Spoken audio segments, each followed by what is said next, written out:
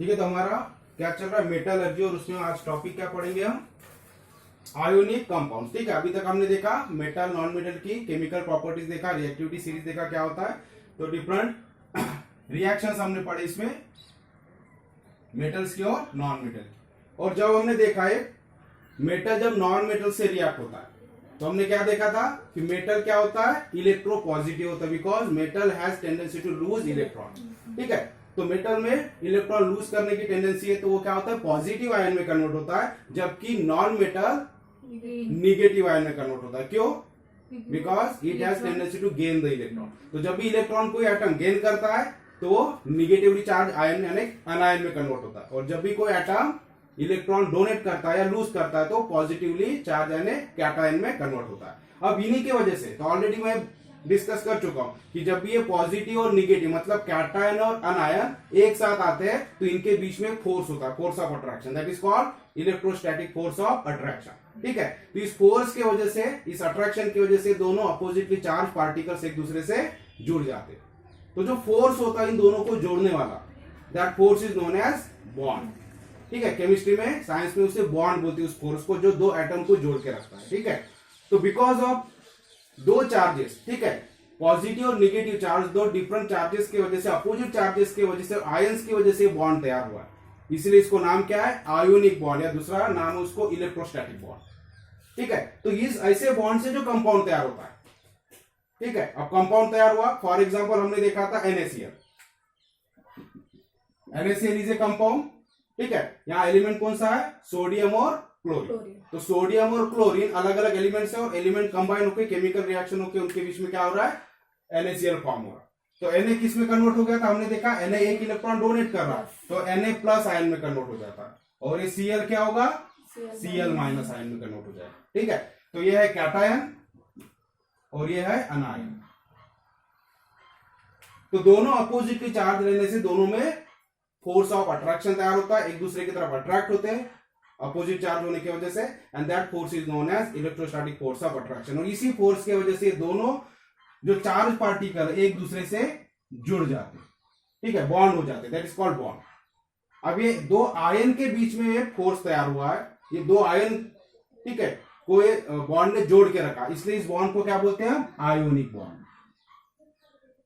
आगे ध्यान में, आयंस के वजह से दो अपोजिट आयंस को जोड़ने वाला जो बॉन्ड है या फोर्स है उसे बोलेंगे हम आयोनिक बॉन्ड। और आयोनिक बॉन्ड ऐसे फोर्स की वजह से जो मॉलिक्यूल तैयार हुआ, ये नया कंपाउंड तैयार होगा NaCl, तो इसे क्या बोलेंगे हम, आयोनिक कंपाउंड।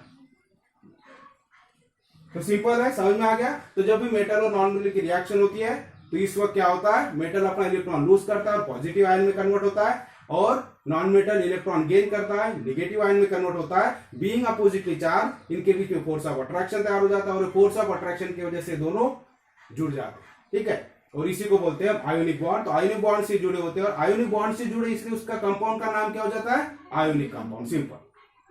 ठीक है, एक दूसरे तरह का बॉन्ड होता है जिसे कोवैलेंट बॉन्ड बोलते हैं, वो इलेक्ट्रॉन में शेयरिंग की वजह से होता है।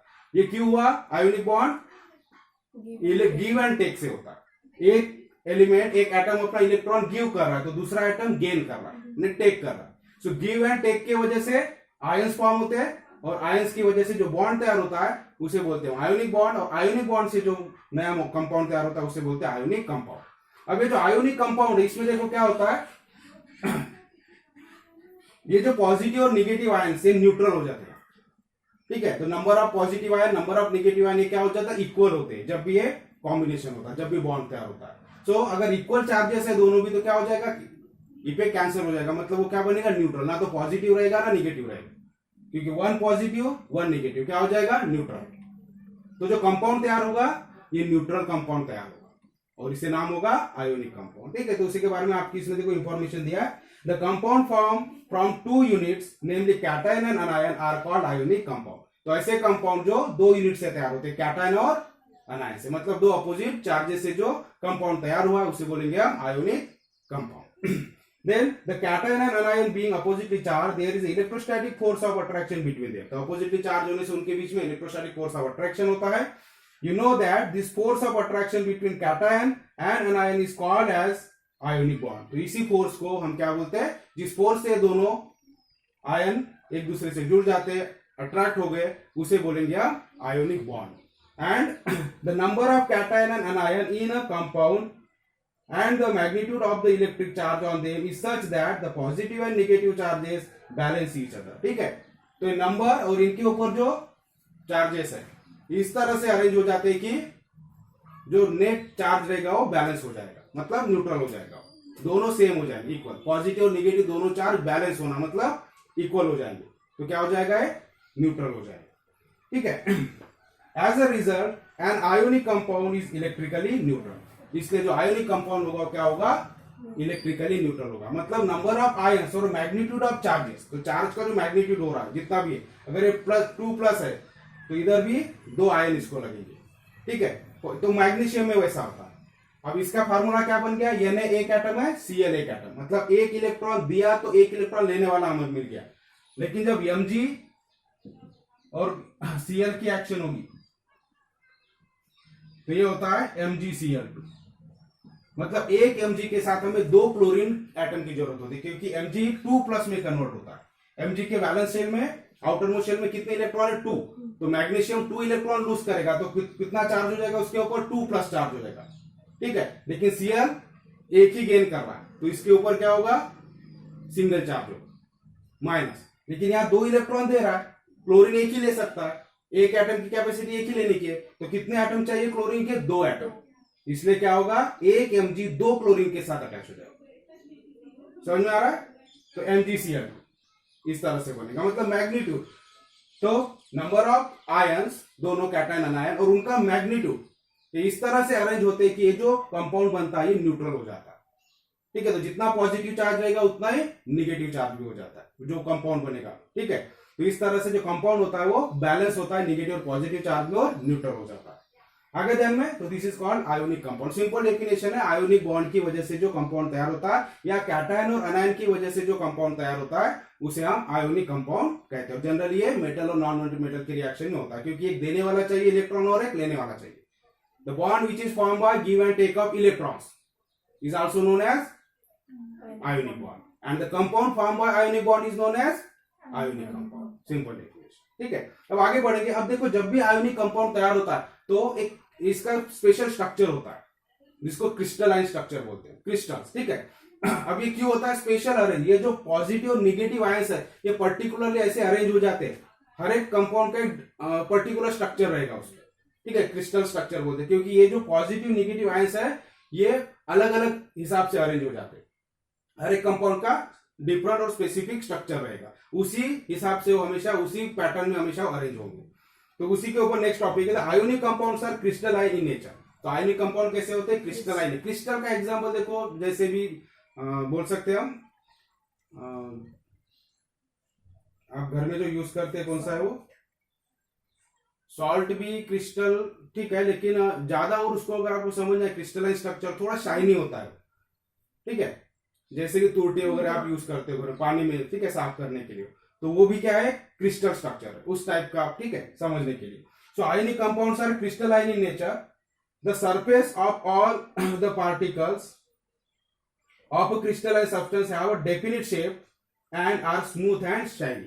ठीक है, तो जितने भी पार्टिकल्स में अटैच होते हैं तो उनका जो सरफेस होता है तो स्मूथ और शाइनी होता है, थोड़ा चमकीला होता है। ठीक है, the regular arrangement of ions in the solid ionic compounds is responsible for their crystalline structure। तो किस वजह से क्रिस्टलाइन स्ट्रक्चर आता है आयोनिक कंपाउंड को, the regular arrangement of ion in the solid ionic compound is response. क्या है, regular arrangement. तो ये जो अरेंजमेंट होता है NaCl का मान लो, ठीक है, या जो भी है MgCl जो भी, तो ये जो पॉजिटिव और निगेटिव आयंस का जो अरेंजमेंट है, इस अरेंजमेंट की वजह से उसको उस तरह का स्ट्रक्चर आ जाता है, रेगुलर अरेंजमेंट। ठीक है, the arrangement of ions is different in different ionic compounds and therefore the shapes of their crystals are different। तो हर एक का क्रिस्टल का शेप क्या होगा, डिफरेंट होगा हर एक कंपाउंड के लिए। NaCl का अलग होगा, MgCl2 का अलग होगा, ठीक है, कैल्शियम क्लोराइड का अलग होगा, इस तरह से। So definite particular compound, ionic compound has definite shape, crystalline shape. ठीक है, because of regular arrangement of positive and negative ions. The main factor that determines the general arrangement of ion in crystal is the attractive force between oppositely charged ion and repulsive force between the similar charge ions. अब इसमें क्या होगा, क्यों ये particular arrangement होता है। अब देखो हमेशा अपोजिट चार्जेस में अट्रैक्शन होगा और जो सिमिलर चार्जेस है उसमें क्या होगा, रिपल्शन होगा। ठीक है, तो सिमिलर चार्ज वाले Na, अगर Na ये प्लस है एक एटम, तो इससे Na प्लस अटैक होगा क्या, नहीं होगा। Na को रिपल्स ठीक है, इसमें कौन सा फोर्स रहेगा, रिपल्सिव फोर्स रहेगा, लेकिन ये किसको अटैच होगा, Cl माइनस को। तो Na प्लस ये Na से दूर जाएगा और इसको अटैच कौन होगा, Cl। उसी तरह से Cl माइनस के पास Cl माइनस नहीं अटैच होगा, यहां क्या अटैच होगा, Na प्लस ही अटैच होगा। ठीक है, तो पॉजिटिव, तो अपोजिट चार्जेस में अट्रैक्शन और सिमिलर चार्जेस में रिपल्शन, इस वजह से एक डेफिनेट स्ट्रक्चर, एक पर्टिकुलर अरेंजमेंट हो जाती है, एक पर्टिकुलर सीक्वेंस में एक अरेंजमेंट हो जाती है आयंस की, जिसके वजह से क्रिस्टलाइन स्ट्रक्चर इसको मिल जाता है। समझ में आ गया। तो सॉलिड फॉर्म में होता है हमेशा, ये क्रिस्टलाइन स्ट्रक्चर बनता है सॉलिड फॉर्म में होगा और हमेशा एक रेगुलर अरेंजमेंट के साथ आयंस अरेंज होंगे, जिसकी वजह से क्रिस्टलाइन स्ट्रक्चर इनको मिलता है। हर एक कंपाउंड का स्ट्रक्चर डिफरेंट होता है।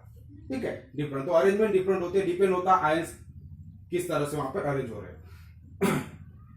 Because of this, the general crystalline structure has negative ion arranged around a positive ion and positive ion arranged around a negative. तो this रिपल्सिव और अट्रैक्टिव फोर्स की वजह से, तो सिमिलर आयन के बीच में रिपल्सिव फोर्स होता है, रिपल्स करते एक दूसरे को, रिपल्शन होता है, और जो अपोजिटली आयन से उसमें अट्रैक्शन होता है, इसके वजह से ये स्ट्रक्चर तैयार होता है वो। ठीक है, तो क्या होगा, जो पॉजिटिव आयन है इसके सराउंड में कौन अटैच हो जाएगा, निगेटिव आयन, और जो निगेटिव आयन है इसको कौन सराउंड में रहेगा, पॉजिटिव आयन। आगे दिन में तो निगेटिव आयन को कौन अटैच होगा उसके सराउंडिंग में, पॉजिटिव, और पॉजिटिव को निगेटिव, इस तरह से अरेंजमेंट होती जाएगी। और जो लाइक सिमिलर चार्जेस है वो रिपल्शन होगा, तो दूर जाएगा, वो अटैच नहीं होंगे। तो इस तरह से स्ट्रक्चर तैयार हो जाता है।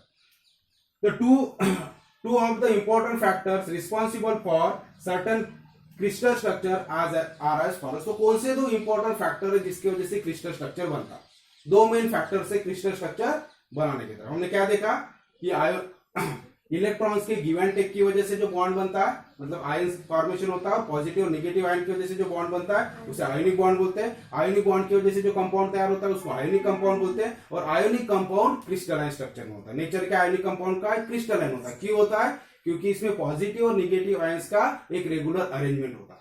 ठीक है, और डिफरेंट कंपाउंड के लिए डिफरेंट होता है। और क्यों अरेंजमेंट रेगुलर होता है, क्यों होता है, क्योंकि इसमें पॉजिटिव आयन और निगेटिव आयन, तो लाइक चार्जेस में रिपल्शन होता है और जो अपोजिट चार्जेस है उसमें अट्रैक्शन होता है। तो अपोजिट चार्जेस में अट्रैक्शन, लाइक चार्जेस में यानी सिमिलर चार्जेस में रिपल्शन। इसके वजह से positive charge is surrounded by negative charge and negative charge is surrounded by positive charge. और इस तरह से पर्टिकुलर अरेंजमेंट हो जाती है। ठीक है, अब कौन से दो फैक्टर्स है कि ये क्रिस्टलाइन स्ट्रक्चर बनता है। तो मेन जो फैक्टर्स है, टू फैक्टर्स आपके बुक में दे, तो size of the positively and negatively charge ion. अगर अब साइज के ऊपर डिपेंड है। अब अलग अलग स्ट्रक्चर हमने देखे। अब ये Mg आयन जो कैटायन है उसका साइज कैसा है और Cl का साइज कैसा है, इसके ऊपर भी डिपेंड होगा। Na प्लस का और Cl माइनस का साइज कैसा है, इसके ऊपर भी क्रिस्टल डिपेंड होगा। तो साइज ऑफ आयंस, ठीक है, क्योंकि कंपाउंड किससे बन रहा है, दो आयन से बन रहा है, तो ये साइज के ऊपर डिपेंड रहेगा कि कैटायन का साइज बड़ा है या छोटा है, या अनायन का साइज बड़ा है या छोटा है, उसके हिसाब से वो स्ट्रक्चर होगा। So size of positively and negatively charged ions, then magnitude of the electrical charge on the ion, और magnitude यानी कितना चार्ज है। जैसे यहाँ पर 1 चार्ज है, 1 प्लस चार्ज है, यहाँ 2 प्लस चार्ज है, तो इसका अरेंजमेंट कुछ अलग हो जाएगा। यहाँ 2 प्लस चार्ज है, यहाँ पे देखो Cl दोनों सेम है, लेकिन इधर मैग्नीट्यूड अलग हो गया। ठीक है, तो मैग्नीट्यूड ऑफ चार्ज होने की वजह से भी क्रिस्टल स्ट्रक्चर डिफरेंट होगा। ठीक है, और क्रिस्टल स्ट्रक्चर में अरेंज होगा। तो दो फैक्टर्स है responsible for certain crystal structure of, ठीक है, एनी आयोनिक कंपाउंड। तो यहां तक समझ में आ गया। तो इसको हम प्रॉपर वे में भी नोट कर लेंगे जो हमने पढ़ा अभी।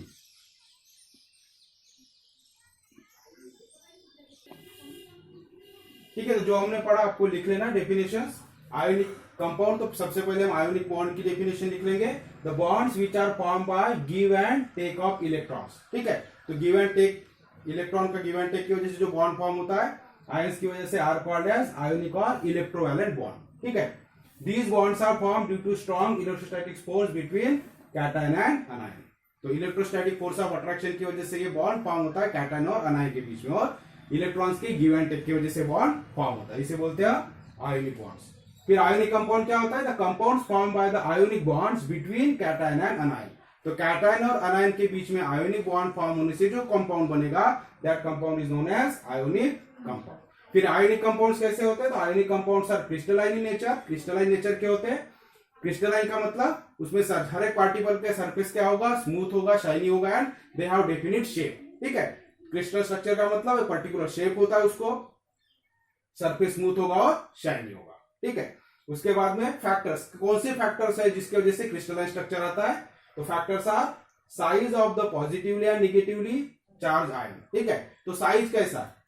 पॉजिटिवली चार्ज बड़ा है या निगेटिव चार्ज वाला आयन बड़ा है या निगेटिव आयन वाला छोटा है, मतलब साइज के ऊपर डिपेंड होता है कि किस तरह से क्रिस्टल का स्ट्रक्चर बनेगा। Then magnitude of the electric charge, और कितना चार्ज है?